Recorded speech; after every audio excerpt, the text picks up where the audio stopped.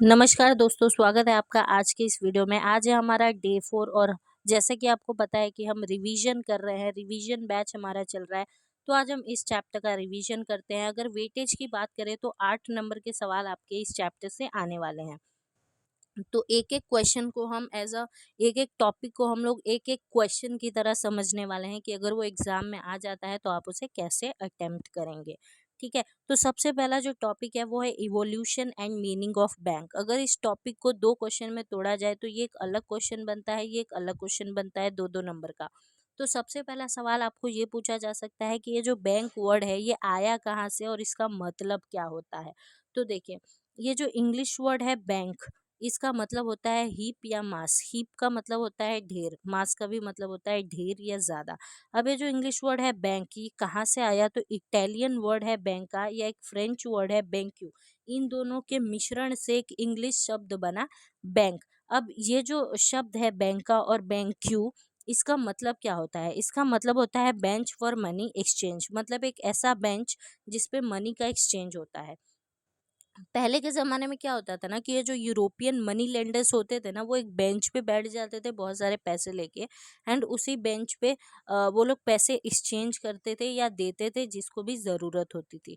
तो कुछ इस तरह से शुरुआत हुई बैंक की। ओके, अब देखिए, जब करेंसी मनी शुरू हुआ, जैसे जैसे मनी की शुरुआत हुई, तो अब लोग है ना मनी को सिर्फ एक्सचेंज करने के लिए ही इस्तेमाल नहीं करते थे, बल्कि वो मनी को स्टोर भी करके रखने लगे। और भी कोई चीज़ें होती थी तो उसमें भी वो लोग मनी का इस्तेमाल करने लगे। तो सिर्फ एक्सचेंज करने के लिए मनी का इस्तेमाल नहीं होता था, बहुत सारे मनी के जो काम है, फंक्शन है, वो बढ़ गए थे। तो अब इससे एक ज़रूरत पैदा होती थी कि भाई मनी इतना काम का चीज़ है तो इसको हमें प्रिजर्व करके संभाल के रखना चाहिए, नहीं तो ये खो गया, चोरी हो गया तो इसी से एक इंस्टीट्यूशन बनाया गया जो कि मनी को सेफ रखने के काम आए या मनी के रिलेटेड उसमें काम हो, और वही इंस्टीट्यूशन बैंक है।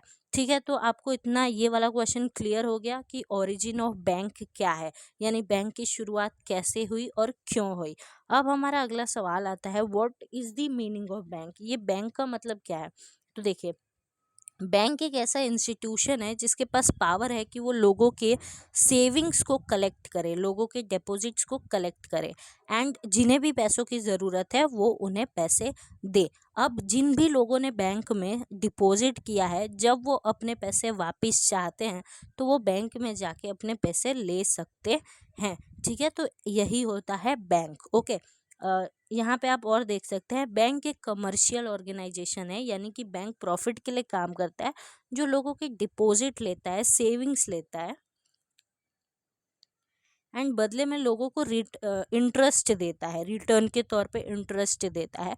और वो कहता है कि आपने जो पैसे हमको दिए हैं हम उसको संभाल के रखने वाले हैं। ओके, एंड ये क्या करता है बैंक की उन लोगों को पैसे देता है जिन्हें ज़रूरत होती है लोन के तौर पे, और उनसे ज़्यादा इंटरेस्ट रेट चार्ज करता है, और इसी के फ़र्क से, इंटरेस्ट रेट के फ़र्क से ये लोग पैसे कमाते हैं। तो ये होता है बैंक और ऐसे काम करता है बैंक। ओके, अब यहाँ पे और दो सवाल इम्पोर्टेंट है, आ सकता है आपके एग्ज़ाम में कि भाई टाइप्स ऑफ बैंक बताओ। तो एक तो होता है कमर्शियल बैंक, एक होता है सेंट्रल बैंक। तो कमर्शियल बैंक सबसे पहले हम समझते हैं। सिंपल भाषा में मैं आपको अगर बोलूँ तो कमर्शियल बैंक है ना, मतलब ऐसा बैंक जो कि बैंकिंग सर्विस प्रोवाइड तो कर रही है लेकिन बदले में वो प्रॉफिट चार्ज कर रही है। जैसे कि देखिए, मैंने अभी आपको बताया कि बैंक कैसे काम करती है। बैंक क्या करती है, आपसे वो लोग पैसे लेंगे, ठीक है, आपको थोड़ा सा इंटरेस्ट रेट पे करेंगे, और अब उनके पास पैसा आ गया ना, तो अब जिन्हें भी पैसों की ज़रूरत होगी तो वो लोन के रूप में उन्हें पैसे दे देंगे, लेकिन उनसे ज़्यादा इंटरेस्ट रेट चार्ज करेंगे। तो ये जो इंटरेस्ट का फ़र्क आया ना, इसी से वो लोग प्रॉफिट कमाते हैं। तो ऐसे ही बैंक को कहा जाता है कमर्शियल बैंक। क्लियर है? ओके, अब ये जो कमर्शियल बैंक है ये क्या क्या काम करते हैं हम वो समझते हैं। तो इनका प्राइमरी फंक्शन यानी मेन काम होता है डिपॉजिट को एक्सेप्ट करना।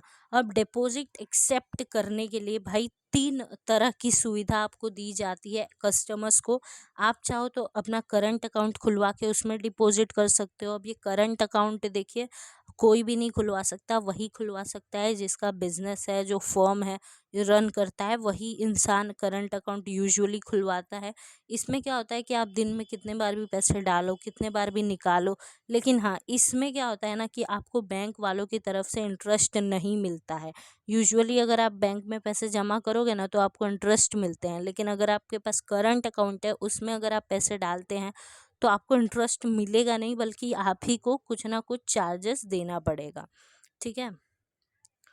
दूसरा जो अकाउंट होता है वो है सेविंग अकाउंट। अब देखिए अगर मेरे को अपने सेविंग्स, अपने पैसे मेरे को बैंक में रखने हैं सेव करके, तो मैं जाऊंगी और शॉर्ट पीरियड के लिए मैं अपने पैसे जमा करा दूंगी, तो उसके बदले में मेरे को बैंक क्या देगा, इंटरेस्ट देगा। ठीक है। और जब भी मेरे को अपने पैसे वापस चाहिए होंगे मैं इजीली डेबिट कार्ड या क्रेडिट कार्ड से ले सकती हूँ।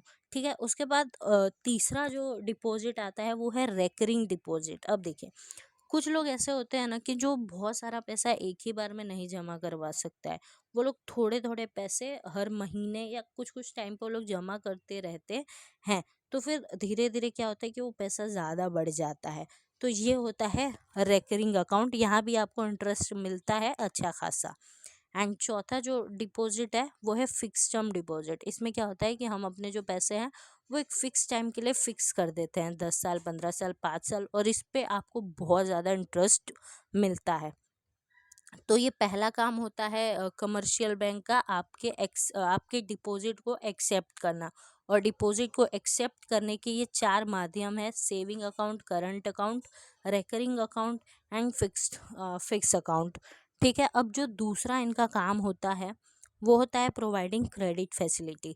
अगर आप हो या आपका कोई बिजनेस है, आपको किसी पर्सनल या इन्वेस्टमेंट पर्पज़ के लिए पैसे चाहिए, तो आप क्या कर सकते हैं, आप आराम से पैसे ले सकते हैं। शॉर्ट पीरियड के लिए, मीडियम पीरियड के लिए, लॉन्ग टर्म के लिए आप पैसे ले सकते हैं, बदले में आपको इंटरेस्ट देना पड़ेगा। ठीक है।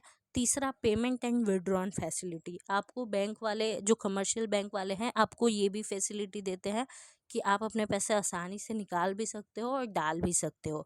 एटीएम कार्ड, डेबिट कार्ड, ये सब आपको, चेक, ये सब की सुविधा आपको मिलती है।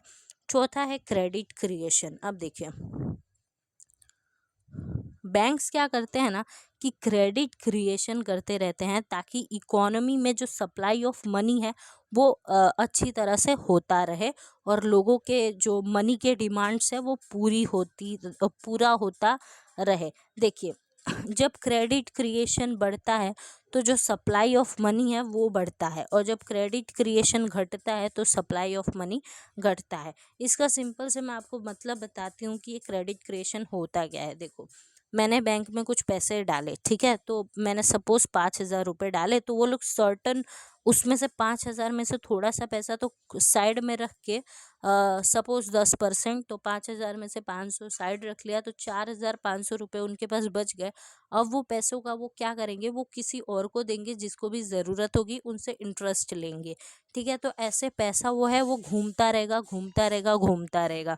वही होता है क्रेडिट क्रिएशन, और उन्हीं पैसों से बैंक भी कमाता रहेगा और लोगों की जो पैसों की ज़रूरत है वो भी पूरी होती रहेगी। पांचवा जो फंक्शन कमर्शियल बैंक करता है वो है इंटर बैंकिंग ट्रांजैक्शन। अगर आपको किसी और बैंक से कुछ काम है या फिर ऐसा कुछ है तो वो फैसिलिटी भी आपको कमर्शियल बैंक्स देते हैं। और एक यहाँ पे टर्म है कॉल मनी। अभी कॉल मनी क्या होता है कि अगर किसी एक बैंक को सेंट्रल बैंक से थोड़े टाइम के लिए पैसे चाहिए तो वो पैसे ले लेते हैं, उसे हम कॉल मनी कहते हैं। अब कमर्शियल बैंक कुछ और भी फैसिलिटीज़ हमें देते हैं, जिसमें पहला फैसिलिटी है एजेंसी एंड यूटिलिटी सर्विस। देखिए एक कमर्शियल बैंक एक एजेंट भी बन जाता है आपके लिए और कुछ कुछ सर्विसेज भी प्रोवाइड करता है। जैसे कि आपको टैक्स चालान पे करना है तो वो आपके लिए पे कर देंगे। अगर आपको अपने प्रीशियस ज्वेलरी, डॉक्यूमेंट, ये सब रखना है तो वो भी आपको रखने की सुविधा वो लोग देते हैं। इसके अलावा अगर आप एक बिजनेसमैन हैं तो उसमें भी बहुत सारी चीज़ें होती हैं, तो उसमें भी ये लोग आपकी हेल्प करते हैं। सेकंड है कि जैसे जैसे वक्त बदलता है ये लोग अपनी फैसिलिटीज़ भी बढ़ाते रहते हैं। ठीक है, जैसे कि अभी लेटेस्ट में एनईएफटी आ गया है, आरटीजीएस आ गया है। अब आप इलेक्ट्रॉनिकली अपने मनी को ट्रांसफ़र कर सकते हैं, एक जगह से दूसरी जगह किसी को भी दे सकते हैं, कहीं भी रहते हुए। इसके अलावा बैंक्स और भी जैसे आजकल फैसिलिटी, डीमैट अकाउंट की फैसिलिटी मिलने लगी है, सेफ डिपॉजिट वॉल्ट यानी आप अपनी चीज़ें सेफ रख सकते हैं, ऐसी भी फैसिलिटी मिलने लगी है। शेयर ट्रेडिंग आप कर सकते हैं, उसके लिए डीमैट अकाउंट आपको मिल गया है। तो ऐसे ऐसे फैसिलिटीज़ भी अब हमको कमर्शियल बैंक देने लगा है। अब अगर हम बात करें कि ये कमर्शियल बैंक ये कब से है, तो देखिए कमर्शियल बैंक ऐसे देखा जाए तो बहुत ही पहले से है। ठीक है, यहाँ पे और दो टर्म आते हैं जो इम्पोर्टेंट है आपके लिए, public sector and private sector. तो पब्लिक सेक्टर यानी गवर्नमेंट की बैंक्स और बाकी जो बची वो प्राइवेट सेक्टर है। ओके, सी अब ये जो हमारा कमर्शियल बैंक है ना, ये शेड्यूल्ड बैंक के अंडर में आता है। शेड्यूल्ड बैंक होता है, उसके दो पार्ट्स होते हैं, commercial bank and cooperative bank. Commercial banks के अंदर ये सारे बैंक्स आते हैं। बट सवाल ये आता है कि कमर्शियल बैंक क्या है। तो आरबीआई एक्ट 1934 में सेकंड शेड्यूल का जो डेफिनेशन लिखा है उसको जो पूरा कर रहा है उसे हम शेड्यूल बैंक बोलते हैं। देखिए, इन शॉर्ट और आसान भाषा में बोलूँ तो आरबीआई में है ना एक एक्ट है, सेकंड शेड्यूल में एक डेफिनेशन है, और उस डेफिनेशन के हिसाब से जो बैंक काम कर रहा है ना वही शेड्यूल बैंक है। तो उसी को शेड्यूल बैंक बोलते हैं, जिसके अंडर में दो बैंक्स आते हैं, कमर्शियल एंड कोऑपरेटिव। तो this was all about commercial bank. Now let us move to central bank. अब ये सेंट्रल बैंक क्या है? ओके, देखिए ये जो सेंट्रल बैंक है ना ये हर एक देश में होता है। ठीक है, ये होना बहुत ज़रूरी है क्योंकि यही लोग हर बैंक को मैनेज करते हैं, देखते हैं, संभालने का काम करते हैं, सारे बैंकिंग एक्टिविटीज़ को भी यही लोग देखते हैं। ठीक है, एंड जो कस्टमर्स होते हैं उनके राइट्स को भी प्रोटेक्ट करना, उनके इंटरेस्ट को देखना, वो भी यही लोग करते हैं। सेंट्रल बैंक किसी भी देश का सबसे बड़ा बैंक होता है, जिसका काम होता है कि जो मनी मार्केट है उसको अच्छी तरह से रेगुलेट किया जाए, प्रमोट किया जाए, और ना ही सिर्फ मनी मार्केट बल्कि बैंकिंग सेक्टर भी, ताकि हमारे देश में अच्छी एक फाइनेंशियल स्टेबिलिटी बनी रहे। अब हमारे देश का जो सेंट्रल बैंक है वो है reserve bank of India. The central bank of India is known as reserve bank of India, जो कि बना था अप्रैल 1 1935 में, एंड इसका नेशनलाइजेशन यानी ये सरकारी कब हो गया था? जनवरी 1 1949 में। अब जैसे हमने कमर्शियल बैंक्स के फंक्शन पढ़े कि वो लोग क्या काम करते हैं, वैसे ही रिजर्व बैंक ऑफ इंडिया क्या काम करती है वो भी हम देखते हैं। पहला तो इनका काम होता है करेंसी इशू करना, नोट छापने का काम यही लोग करते हैं। लेकिन एक चीज़ इसमें याद रखना है कि जो 1 रुपये का नोट है वो गवर्नमेंट ऑफ इंडिया के द्वारा ही छापा जाता है या सिक्के बनाए जाते हैं। दूसरा, बैंकर टू द गवर्नमेंट, ये जो आरबीआई है ना ये गवर्नमेंट का बैंक होता है। ये उनके एजेंट भी है, एडवाइसर भी हैं एंड बैंक भी हैं। तीसरा, bankers bank and lender of last resort, ये जितने भी हमारे देश में बैंक हैं उन सभी का अगर कोई दादा है, गुंडा है, तो वो है आरबीआई। और अगर किसी बैंक के पास कोई भी चारा नहीं है, उन्हें कहीं से भी पैसे नहीं मिल रहे हैं, तो वो आरबीआई से पैसे ले लेते हैं। चौथा, क्रेडिट कंट्रोल, आरबीआई है ना बहुत अच्छे से क्रेडिट क्रिएशन का काम करता है ताकि इकोनॉमी में मनी का जो सप्लाई है वो बना रहे। पांचवा, custodian of foreign exchange reserves, देखिए आरबीआई का एक और भी बहुत मुख्य काम है कि वो ये ये मेंटेन, ये जो रुपी की जो वैल्यू है उसको मेंटेन करने का काम आरबीआई करता है। और वो ये भी ध्यान में रखता है कि जो एक्सचेंज रेट है ना वो ज़्यादा ऊपर नीचे ना हो जाए। मतलब $1 में फ़िलहाल तो आपको $1 का मतलब है 80 रुपया, तो ये कहीं और ना बढ़ जाए, जैसे 100 रुपये ना बढ़ जाए, 120 ना हो जाए, ये देखने का भी काम आरबीआई का होता है। क्योंकि अगर ये बढ़ रहा है तो इसका मतलब क्या है कि मनी की जो वैल्यू है वो कम हो रही है डॉलर के कंपैरिजन में। तो ये तो मॉनिटरी फंक्शंस थे, बट नॉन मॉनिटरी फंक्शंस क्या है? तो पहला जो नॉन मॉनिटरी फंक्शन है वो है regulatory and supervisory function. RBI क्या करता है कि सारे मनी मार्केट, फाइनेंशियल मार्केट, ये सब को भी देखता है, और ये भी देखता है कि भाई हमारे देश में हर जगह भाई बैंक शैंक तो है ना, ताकि किसी को भी बैंक की सर्विस लेने में दिक्कत ना आए। दूसरा प्रोमोशनल फंक्शन, अभी भी हमारे भारत में ऐसे बहुत से लोग हैं जिनका कोई बैंक अकाउंट नहीं है, या फिर जिनको पता ही नहीं है कि चेक का इस्तेमाल किया कैसे किया जाता है, ट्रांजैक्शन कैसे किए जाते हैं। तो आरबीआई क्या करता है ना कि अवेयरनेस फैलाने का भी काम करता है लोगों के बीच में और रूरल एरियाज के अंदर। तीसरा काम जो ये करता है वो है financial inclusion and development. India एक ऐसी कंट्री है जहाँ पे मतलब बहुत पॉपुलेशन है, गांव भी है, शहर भी है। तो जैसे कोई बदलाव आता है ना, तो बहुत ज़रूरी है कि हम सभी लोगों को उन बदलाव के बारे में बताएं ताकि सभी लोग फ़ायदा उठा सके। तो आरबीआई यही काम करता है, अवेयरनेस फैलाने का भी काम करता है। इसके अलावा अभी डेवलपमेंट के भी बहुत सारे काम आरबीआई करता रहता है, जैसे कि अभी फ़िलहाल जनधन योजना भी चला रहे हैं, आरबीआई अच्छी तरह से मैनेज कर रहे हैं। अब जो चीज़ आती है वो है मॉनेटरी पॉलिसी। अब ये मॉनेटरी पॉलिसी क्या है? तो देखिए, मॉनेटरी पॉलिसी एक ऐसी पॉलिसी है जो कि आरबीआई द्वारा ही बनाई जाती है। वो इसलिए कि जो मनी की डिमांड है ना, और जो मनी का सप्लाई है ना, वो बराबर से रहे, कहीं इम्बैलेंस ना क्रिएट हो जाए, और हमारी जो इकोनॉमी है उसमें वो मतलब अच्छी तरह से चले, उसमें कुछ बहुत भयंकर बदलाव ना आ जाए। वो उसको ध्यान में रखने का काम ये मॉनेटरी पॉलिसी करती है। आई होप आप समझ पा रहे हैं कि मैं बोल क्या रही हूँ। ठीक है।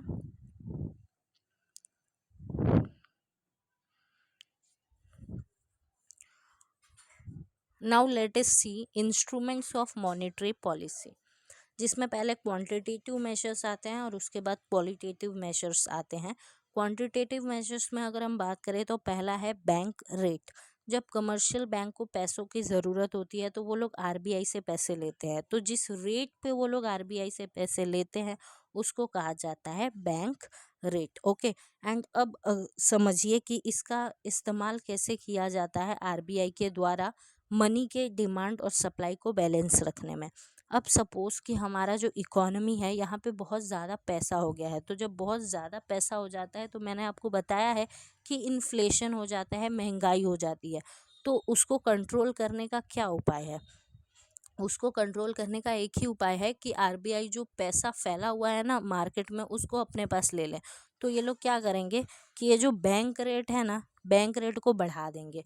मतलब अगर कोई बैंक वाला आरबीआई से पैसे लेने आएगा तो बहुत हाई रेट पे पैसे देंगे। तो जब इतने हाई रेट पे पैसे देंगे तो भाई कमर्शियल बैंक वाले पैसे लेंगे ही नहीं ज़्यादा, और जब उनके पास ही पैसे नहीं रहेंगे तो लोग क्यों लेंगे? तो ऐसे इन्फ्लेशन और डिफ्लेशन दोनों को कंट्रोल किया जाता है आरबीआई के द्वारा।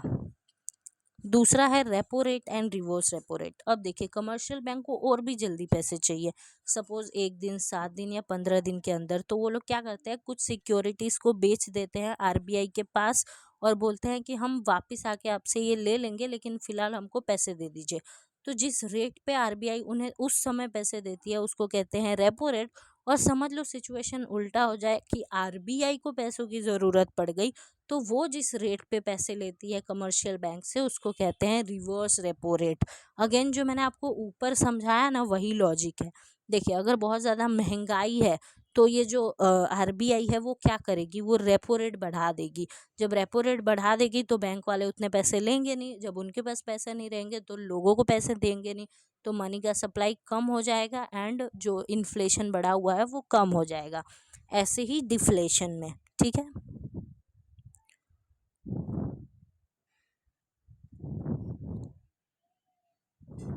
ओके। तीसरा है स्टेबलाइजेशन अंडर इमरजेंसी सिचुएशन। अब अगर इमरजेंसी है और भी इमरजेंसी है, उस समय अगर कमर्शियल बैंक वाले आए आरबीआई के पास से पैसे लेने, तो उस समय भी उन्हें पैसे मिलेंगे, लेकिन अब जो रेट है वो रेपो रेट से भी ज़्यादा होगा। चौथा है CRR यानी कि कैश रिजर्व रेशियो। देखिए, RBI एक्ट 1934 के हिसाब से सभी कमर्शियल बैंक को कुछ कैश रिजर्व अपने RBI के पास रखने पड़ेंगे। अब CRR रखना कितना है वो तो RBI ही बताती है। मतलब कि कमर्शियल के बैंक के पास जितना भी पैसा है ना, उसमें से कुछ हिस्सा उनको कैश का RBI के पास रखना पड़ता है। अब देखिए, जब CRR हाइयर होगा यानी RBI बोलेगी कि हमारे पास ज़्यादा पैसे रखो, तो कमर्शियल बैंक का ज़्यादा पैसा उनके पास चला जाएगा, तो इनके पास पैसे रहेंगे नहीं पैसे लोगों को देने के लिए। तो ऐसे क्या होता है, इन्फ्लेशन और डिफ्लेशन या डिप्रेशन का अगर माहौल आया तो इस तरह से रेगुलेट होता है। उसी तरह से होता है SLR। अब SLR में क्या होता है कि RBI कहती है कि आपके पास जितना भी डिपॉजिट है ना, उसका जो 25% है वो आपको in the form of cash, gold या कोई सिक्योरिटी के रूप में रखना है और हमारे पास जमा करवाना है, हमारे पास जमा करवाना है। ताकि अब इससे क्या होगा, इससे भी वही चीज़ होगी। अगर पैसे इन रूप में रहेंगे तो उनके पास क्या है, भाई पैसे तो कैश में है, गोल्ड में है या सिक्योरिटी के फॉर्म में है, पैसे तो पैसे के रूप में है ही नहीं, तो वो पैसे देंगे ही नहीं। पैसे देंगे नहीं तो इन्फ्लेशन डिफ्लेशन थोड़ा कंट्रोल में आएगा।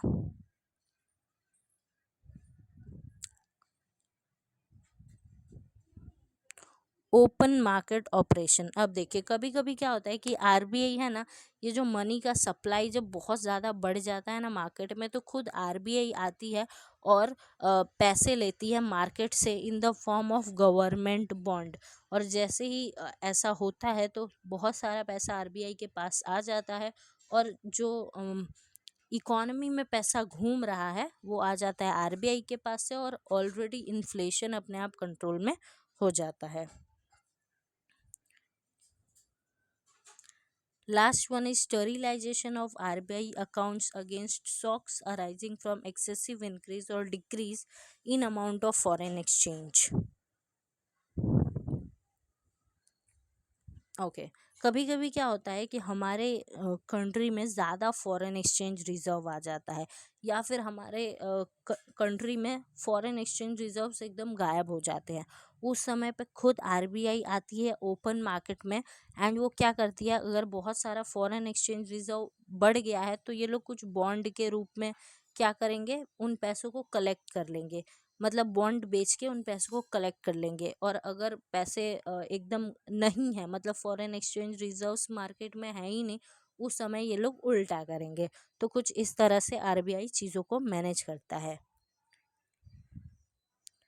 अब कुछ क्वालिटेटिव मेजर्स हैं पैसों को कंट्रोल करने के, जिसमें पहला है सिक्योरिटी रिक्वायरमेंट। अब देखिए, अगर आपको कोई भी चीज़ चाहिए, अगर आपको पैसे चाहिए बैंक से, तो आप क्या करेंगे, आप लोन लेंगे। और अगर आप जब आप लोन ले रहे हैं ना, तो बदले में आपको कुछ ना कुछ एज अ सिक्योरिटी रखना पड़ेगा, नहीं तो आपको लोन नहीं मिलेगा। सिक्योरिटी के रूप में आपको अपने जेवर या फिर कुछ भी गाड़ी, हाउस, लैंड, ये सब सिक्योरिटी के रूप में आपको रखना पड़ता है, तभी आपको पैसे मिलते हैं। ताकि ज़रूरत में क्या हो, अगर आगे अगर आप पैसे नहीं दे पाते हैं तो इन्हें बेच के बैंक अपना पैसा रिकवर कर सके, और ये जो मनी का सप्लाई है और डिमांड है वो बना रह सके।